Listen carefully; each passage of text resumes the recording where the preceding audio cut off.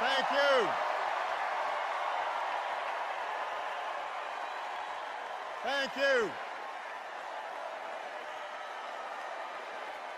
Thank you so much. Thank you.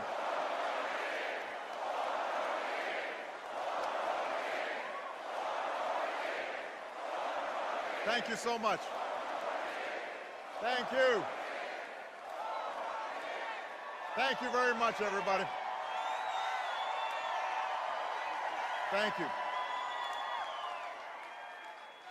Michelle, I love you so much.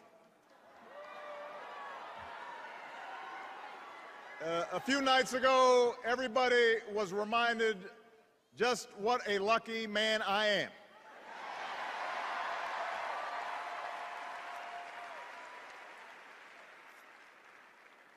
Malia and Sasha, we are so proud of you.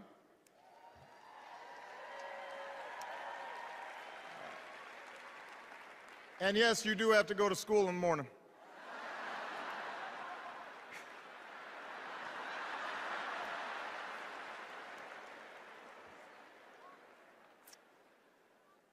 And Joe Biden, thank you for being the very best vice president I could have ever hoped for, and being a strong and loyal friend.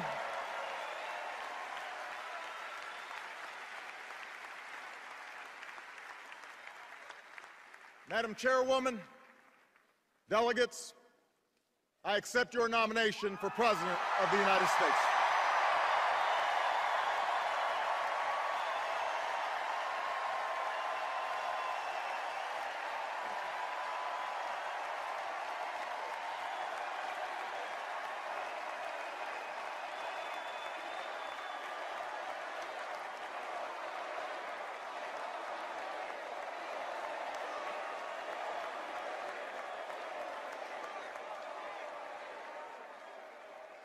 Now, the first time I addressed this convention in 2004, I was a younger man. A Senate candidate from Illinois who spoke about hope. Not blind optimism, not wishful thinking, but hope in the face of difficulty. Hope in the face of uncertainty. That dogged faith in the future which has pushed this nation forward even when the odds are great, even when the road is long. 8 years later, that hope has been tested by the cost of war, by one of the worst economic crises in history, and by political gridlock that's left us wondering whether it's still even possible to tackle the challenges of our time. I know campaigns can seem small, even silly sometimes. Trivial things become big distractions. Serious issues become sound bites. The truth gets buried under an avalanche of money and advertising.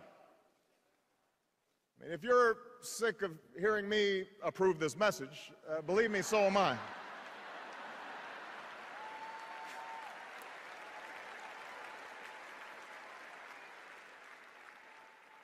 But when all is said and done, when you pick up that ballot to vote, you will face the clearest choice of any time in a generation.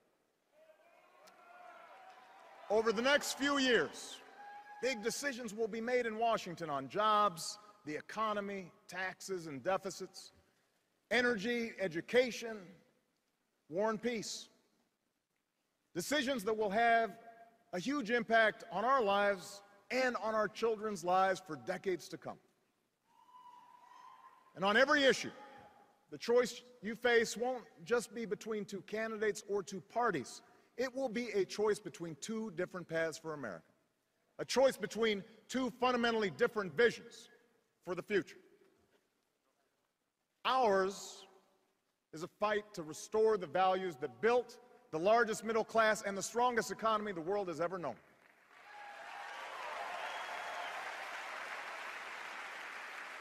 The values my grandfather defended as a soldier in Patton's army. The values that drove my grandmother to work on a bomber assembly line while he was gone. They knew they were part of something larger. A nation that triumphed over fascism and depression. A nation where the most innovative businesses turned out the world's best products, and everyone shared in that pride and success, from the corner office to the factory floor. My grandparents were given the chance to go to college, buy their own home, and fulfill the basic bargain at the heart of America's story. The promise that hard work will pay off, that responsibility will be rewarded, that everyone gets a fair shot, and everyone does their fair share, and everyone plays by the same rules, from Main Street to Wall Street to Washington, D.C.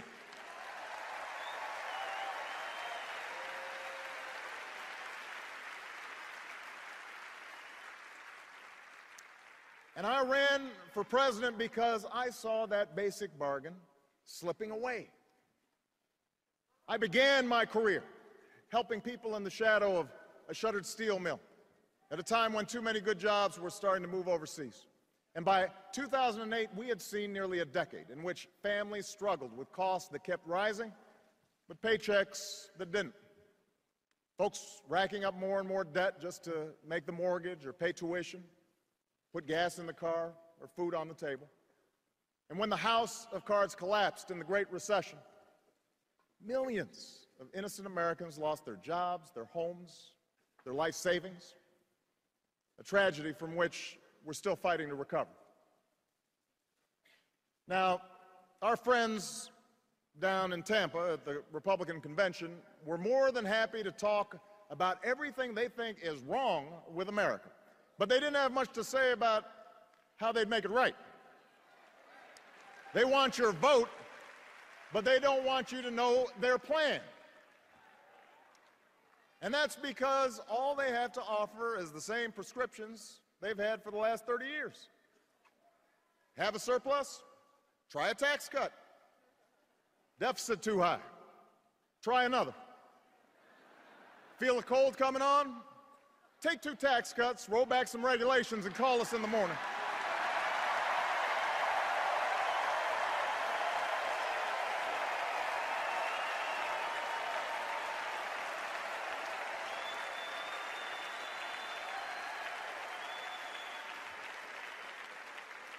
Now, I've cut taxes for those who need it. Middle-class families, small businesses. But I don't believe that another round of tax breaks for millionaires will bring good jobs to our shores or pay down our deficit. I don't believe that firing teachers or kicking students off financial aid will grow the economy or help us compete with the scientists and engineers coming out of China. After all we've been through, I don't believe that rolling back regulations on Wall Street will help the small businesswoman expand or the laid-off construction worker keep his home. We have been there, we've tried that, and we're not going back. We are moving forward, America.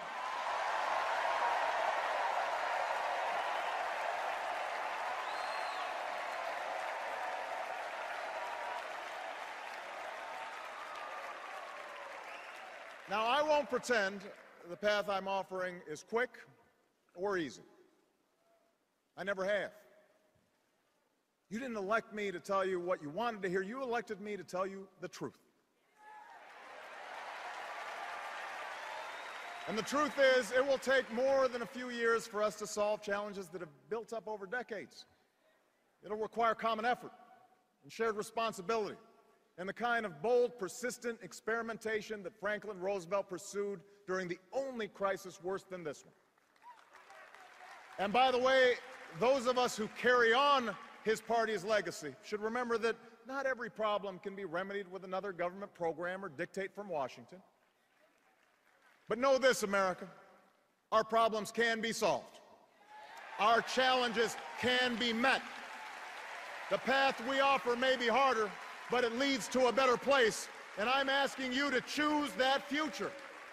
I'm asking you to rally around a set of goals for your country, goals in manufacturing, energy, education, national security, and the deficit. Real, achievable plans that will lead to new jobs, more opportunity, and rebuild this economy on a stronger foundation. That's what we can do in the next 4 years, and that is why I am running for a second term as President of the United States.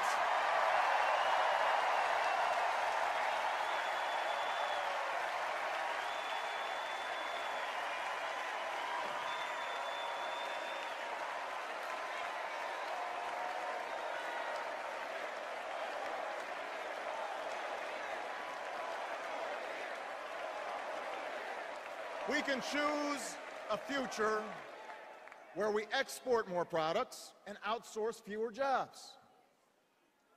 After a decade that was defined by what we bought and borrowed, we're getting back to basics and doing what America's always done best. We are making things again. I've met workers in Detroit and Toledo who feared they'd never build another American car. And today they can't build them fast enough because we reinvented a dying auto industry that's back on the top of the world. I've worked with business leaders who are bringing jobs back to America, not because our workers make less pay, but because we make better products, because we work harder and smarter than anyone else. I've signed trade agreements that are helping our companies sell more goods to millions of new customers, goods that are stamped with 3 proud words, made in America.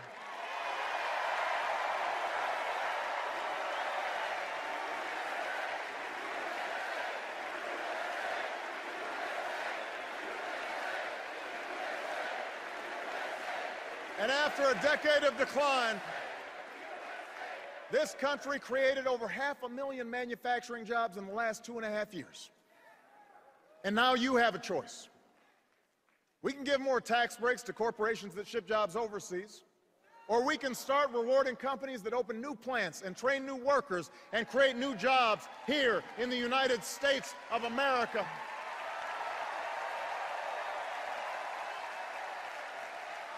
We can help big factories and small businesses double their exports. And if we choose this path, we can create 1 million new manufacturing jobs in the next 4 years. You can make that happen. You can choose that future.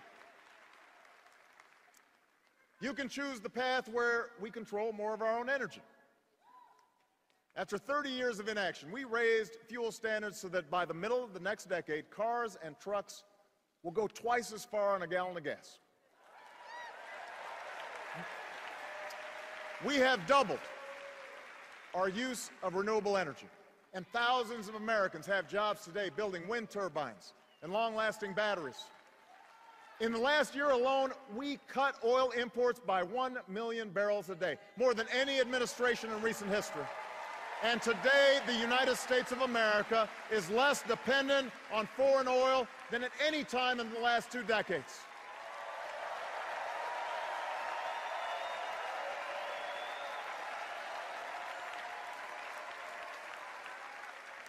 So now you have a choice between a strategy that reverses this progress or one that builds on it.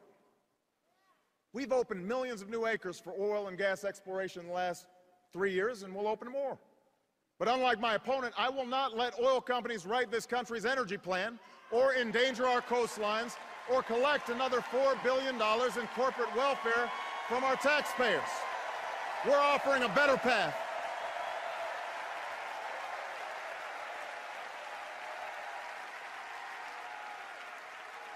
We're offering a better path, a future where we keep investing in wind and solar and clean coal, where farmers and scientists harness new biofuels to power our cars and trucks, where construction workers build homes and factories that waste less energy, where we develop a 100-year supply of natural gas that's right beneath our feet.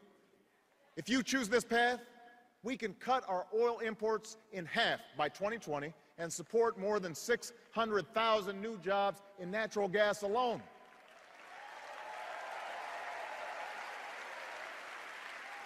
And yes, my plan will continue to reduce the carbon pollution that is heating our planet, because climate change is not a hoax. More droughts and floods and wildfires are not a joke. They are a threat to our children's future, and in this election, you can do something about it.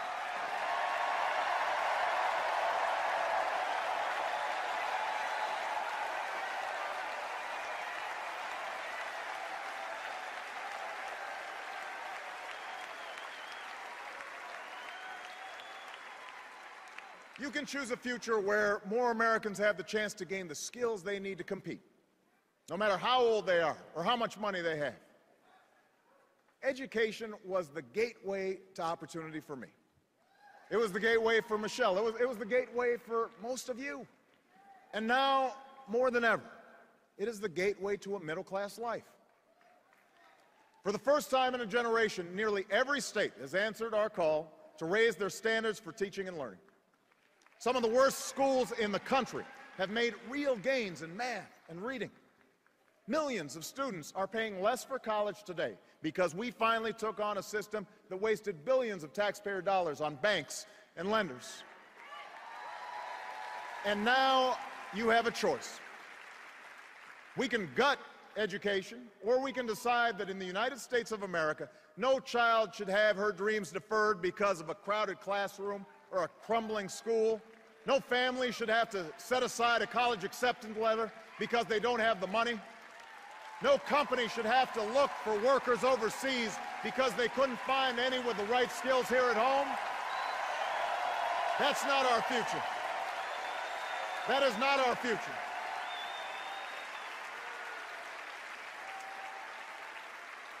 The government has a role in this, but teachers must inspire, principals must lead, parents must instill a thirst for learning, and students, you got to do the work. And together, I promise you, we can out-educate and out-compete any nation on earth.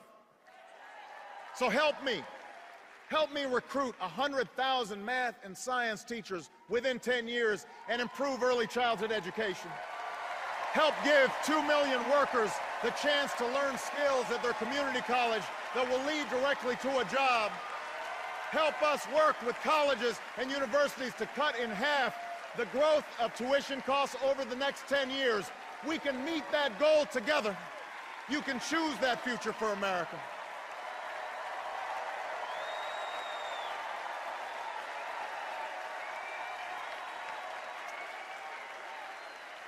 That's our future. You know, in a world of new threats and new challenges, you can choose leadership that has been tested and proven. 4 years ago, I promised to end the war in Iraq. We did.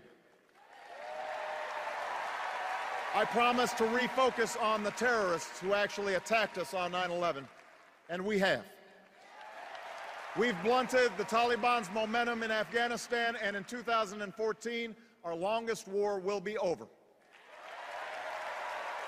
A new tower rises above the New York skyline. Al-Qaeda is on the path to defeat, and Osama bin Laden is dead.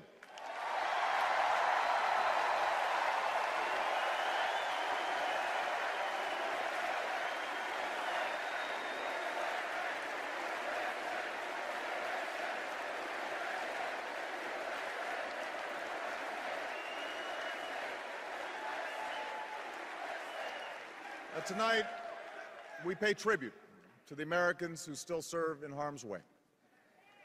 We are forever in debt to a generation whose sacrifice has made this country safer and more respected. We will never forget you. And so long as I'm Commander-in-Chief, we will sustain the strongest military the world has ever known.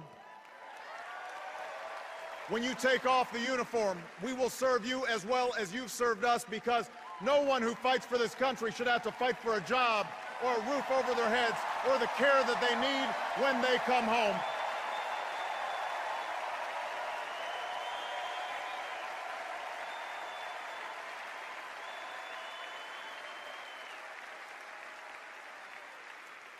Around the world, we've strengthened old alliances and forged new coalitions to stop the spread of nuclear weapons.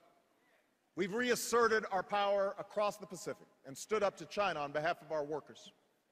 From Burma to Libya to South Sudan, we have advanced the rights and dignity of all human beings, men and women, Christians and Muslims and Jews.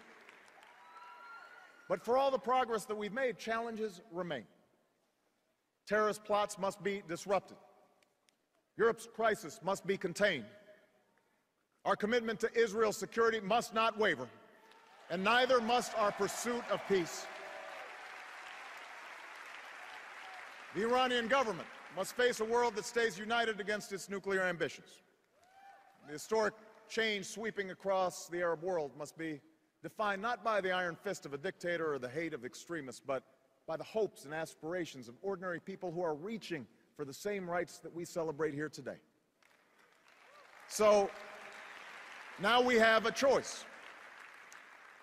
My opponent and his running mate are new to foreign policy.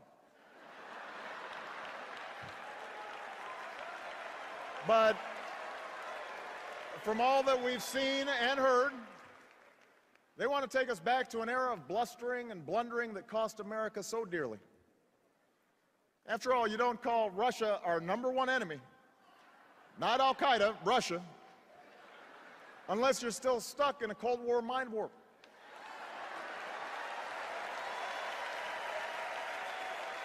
You might not be ready for diplomacy with Beijing if you can't visit the Olympics without insulting our closest ally.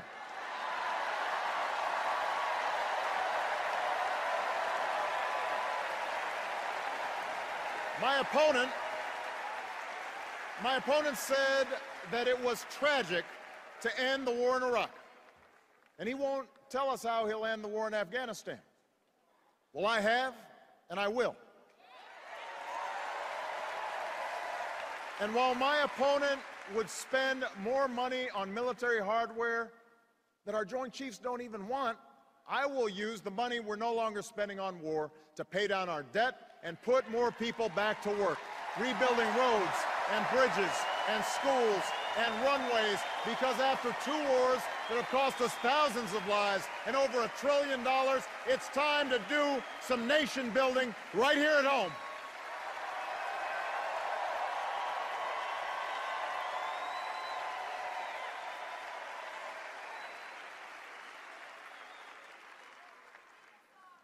You can choose a future where we reduce our deficit without sticking it to the middle class.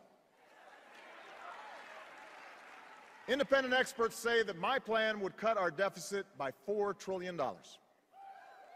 And last summer, I worked with Republicans in Congress to cut $1 billion in spending, because those of us who believe government can be a force for good should work harder than anyone to reform it so that it's leaner and more efficient and more responsive to the American people. I want to reform the tax code so that it's simple, fair, and ask the wealthiest households to pay higher taxes on incomes over $250,000. The same rate we had when Bill Clinton was president, the same rate we had when our economy created nearly 23 million new jobs, the biggest surplus in history, and a whole lot of millionaires to boot. Now, I'm still eager to reach an agreement based on the principles of my bipartisan debt commission. No party has a monopoly on wisdom. No democracy works without compromise. I want to get this done, and we can get it done. But when Governor Romney and his friends in Congress tell us we can somehow lower our deficits by spending trillions more on new tax breaks for the wealthy, well, what Bill Clinton call it? You do the arithmetic. You do the math. I refuse to go along with that. And as long as I'm president, I never will. I refuse to ask middle-class families to give up their deductions for owning a home or raising their kids just to pay for another millionaire's tax cut. I refuse to ask students to pay more for college or kick children out of Head Start programs to eliminate health insurance for millions of Americans who are poor and elderly or disabled. Also, those with the most can pay less. I'm not going along with that.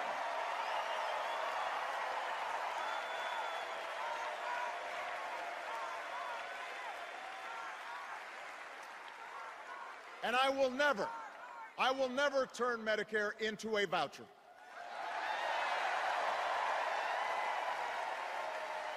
No American should ever have to spend their golden years at the mercy of insurance companies. They should retire with the care and the dignity that they have earned. Yes, we will reform and strengthen Medicare for the long haul, but we'll do it by reducing the cost of health care, not by asking seniors to pay thousands of dollars more.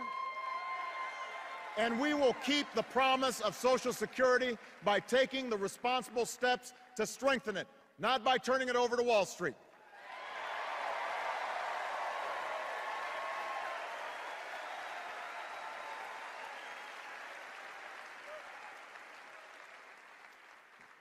This is the choice we now face.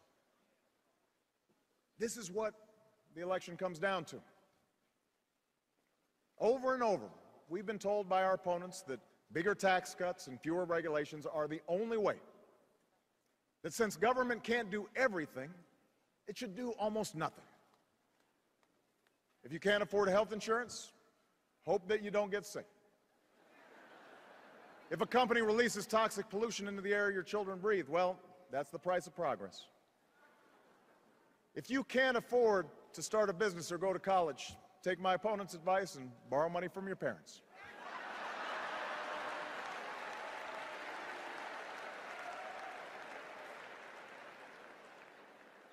You know what? That's not who we are. That's not what this country's about. As Americans, we believe we are endowed by our Creator with certain inalienable rights, rights that no man or government can take away. We insist on personal responsibility, and we celebrate individual initiative. We're not entitled to success. We have to earn it. We honor the strivers, the dreamers, the risk takers, the entrepreneurs who have always been the driving force behind our free enterprise system, the greatest engine of growth and prosperity that the world's ever known. But we also believe in something called citizenship. Citizenship, a word at the very heart of our founding, a word at the very essence of our democracy. The idea that this country only works when we accept certain obligations to one another and to future generations. We believe that when a CEO pays his auto workers enough to buy the cars that they build, the whole company does better. We believe that when a family can no longer be tricked into signing a mortgage they can't afford, that family's protected, but so is the value of other people's homes. And so is the entire economy. We believe the little girl who's offered an escape from poverty by a great teacher or a grant for college could become the next Steve Jobs, or the scientist who cures cancer, or the President of the United States, and it is in our power to give her that chance.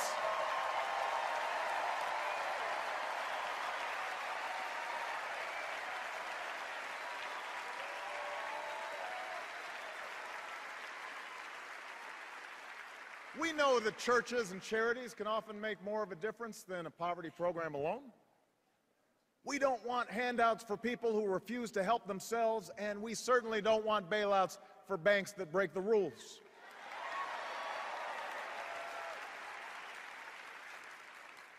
We don't think that government can solve all of our problems, but we don't think that the government is the source of all of our problems, any more than our welfare recipients, or corporations, or unions, or immigrants, or gays, or any other group we're told to blame for our troubles.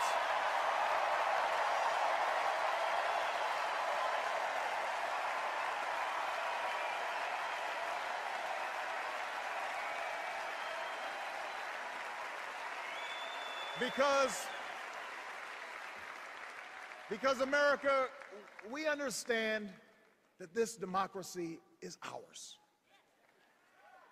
We, the people, recognize that we have responsibilities as well as rights, that our destinies are bound together, that a freedom which asks only what's in it for me, a freedom without a commitment to others, a freedom without love or charity or duty or patriotism is unworthy of our founding ideals and those who died in their defense.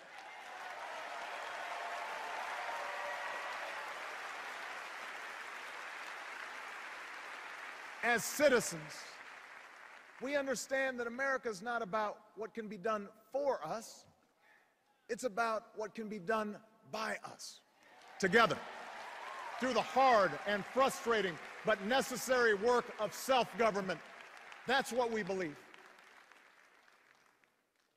So you see, the election 4 years ago wasn't about me.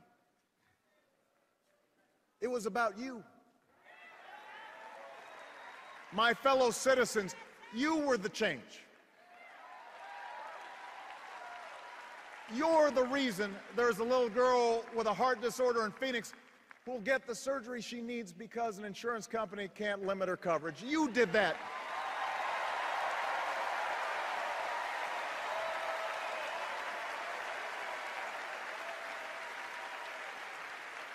You're the reason a young man in Colorado who never thought he'd be able to afford his dream of earning a medical degree is about to get that chance. You made that possible.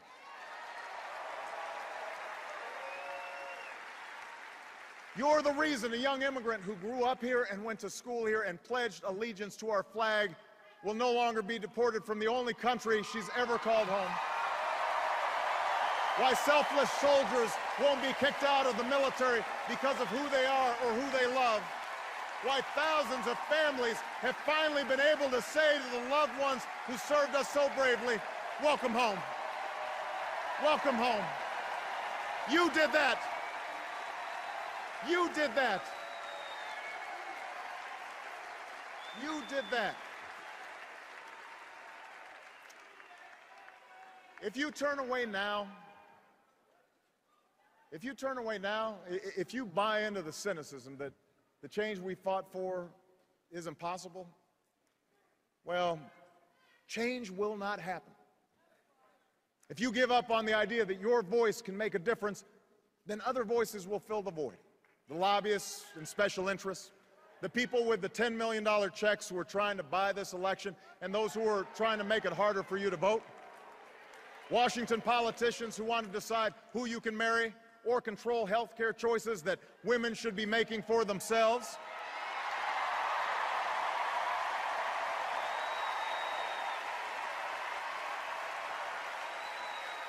Only you can make sure that doesn't happen. Only you have the power to move us forward.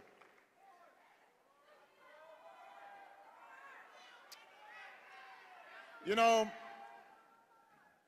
I recognize that times have changed since I first spoke to this convention.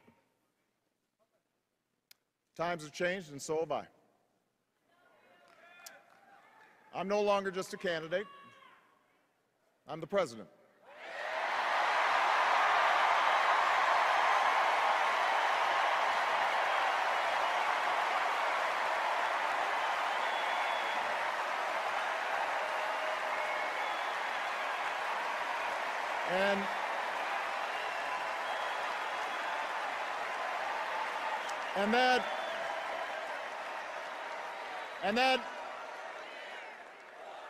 And that means I know what it means to send young Americans into battle. For I've held in my arms the mothers and fathers of those who didn't return. I've shared the pain of families who've lost their homes and the frustration of workers who've lost their jobs. If the critics are right that I've made all my decisions based on polls, then I must not be very good at reading them.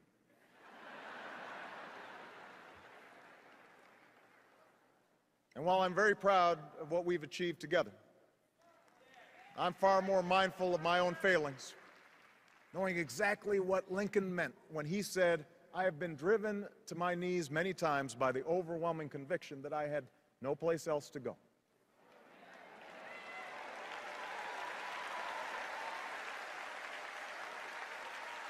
But as I stand here tonight, I have never been more hopeful about America. Not because I think I have all the answers, not because I'm naive about the magnitude of our challenges. I'm hopeful because of you. The young woman I met at a science fair who won national recognition for her biology research while living with her family at a homeless shelter, she gives me hope.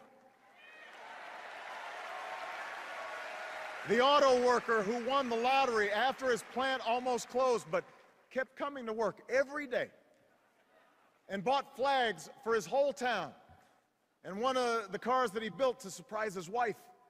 He gives me hope.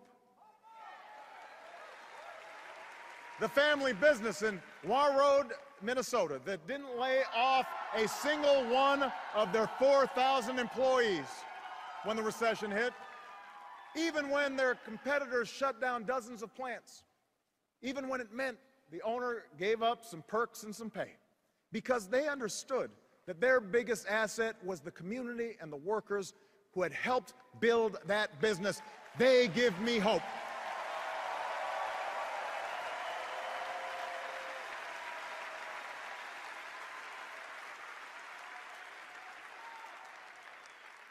I think about the young sailor I met at Walter Reed Hospital, still recovering from a grenade attack that would cause him to have his leg amputated above the knee. And 6 months ago, we would watch him walk into a White House dinner honoring those who served in Iraq. Tall and 20 pounds heavier, dashing in his uniform, with a big grin on his face, sturdy on his new leg. And I remember how a few months after that, I would watch him on a bicycle, racing with his fellow wounded warriors on a sparkling spring day, inspiring other heroes who had just begun the hard path he had traveled. He gives me hope.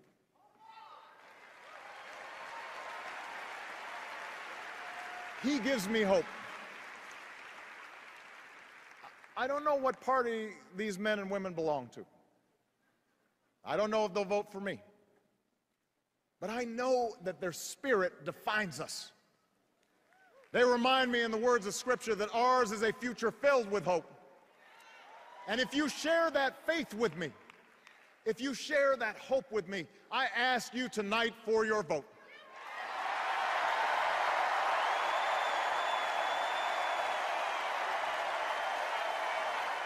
If you reject the notion that this nation's promise is reserved for the few, your voice must be heard in this election.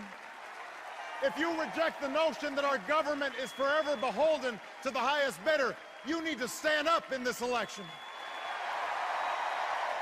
If you believe that new plants and factories can dot our landscape, that new energy can power our future, that new schools can provide ladders of opportunity to this nation of dreamers, if you believe in a country where everyone gets a fair shot and everyone does their fair share and everyone plays by the same rules, then I need you to vote this November.